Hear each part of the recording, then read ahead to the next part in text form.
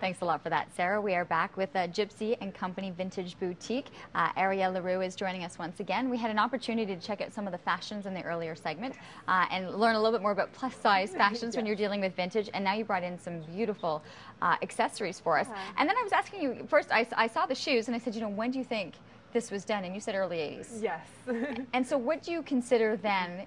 15 to 20 years is when you start to consider vintage? Generally the rule in the industry is about 15 to 20 years, which seems like not a lot of time.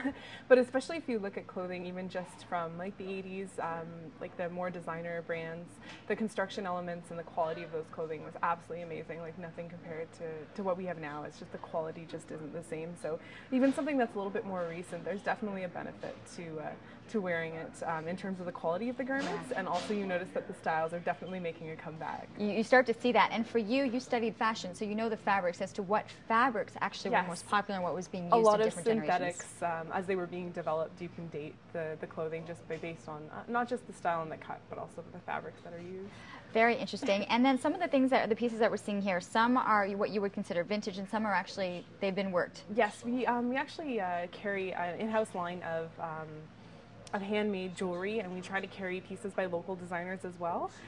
We have a lovely woman, Terry Ann, who makes these beautiful compact mirrors for us out of old buttons, old posters, books, wallpaper, anything she can get her hands on. And then we have handmade jewelry out of recycled materials. This one's actually made out of our old record, and we also have earrings made out of vintage buttons that are a staple to the store as well. So it's a mix of handmade and vintage accessories. These are all the buttons? These are all your earrings? Yeah.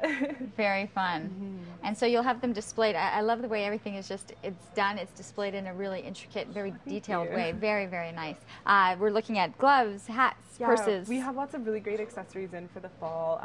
And again, it's the kind of thing that you wouldn't necessarily notice that it's vintage if you're wearing it with a modern wardrobe, but you notice it in the quality. We have lots of leather gloves, wool, scarves, hats, purses, boots, all of the staples really to make that transition to the colder weather that we're starting to have now. You're doing a transition going from the one store that you have right off of Gilmore and Elgin right into the Byward Market. What will be the difference that people can expect between the two stores? There definitely will be a noticeable difference. Our store off of Gilmore is definitely a little bit more geared towards the students. We have lots of really, really affordable clothes, still great quality, but we're looking at definitely a different aesthetic than what we're going for downtown. Downtown will really be true vintage, like excellent quality, really well-made clothes.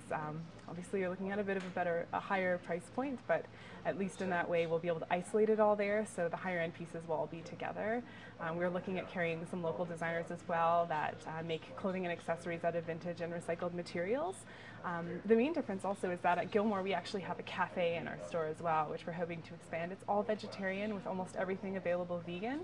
We carry anti-loose treats, be-goods, help work with other local businesses. Geez, shopping and cupcakes and coffee. You really have a great combination right there. So that's the store that people will find at Gilmore and Elgin, and then a little bit more of the vintage, it will classier just really styles. Be straight retail. Definitely higher. We do also carry menswear at both locations. We should probably mention that. You know, we're always talking about the ladies going shopping, and so what usually are you bringing in for menswear that would be vintage? Ties? Tons of ties, accessories. We have all of the accessories for men: scarves, hats, cufflinks, tie clips.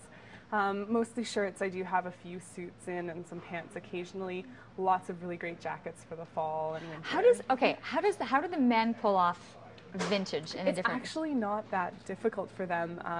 My boyfriend actually works with me as well to help make sure that all of the men's styles are relevant, because that's a little bit out of my area of expertise. But yeah, I think we have a really great collection, lots of really great t-shirts and westerns, jackets, blazers, suits, you name it. Everything's there. When do you expect the new store to be opening? We're having our grand opening on December 3rd. Okay, so it's right around the corner. Soon, yes. You've been shopping, probably doing a lot of shopping getting ready for that. Definitely, yes. Okay, the store is called Gypsy and Company Vintage Boutique. Will the second store be called the same thing? Yes, it will. It will be Gypsy and Company as well. Gypsy and Company as well. Gypsy in the Market, kind of the moniker we're using. Gypsy near Elgin, Gypsy on the Market. You'll have two opportunities to check out their stuff. If you're looking for more information, they've got their website, gypsyandcompany.ca. Great to meet you. Good luck with the new store. Happy shopping for all of you that are looking to get some of these items. We are going to take a short commercial break, and we will be back to wrap up this edition of CTV Morning Live right after this.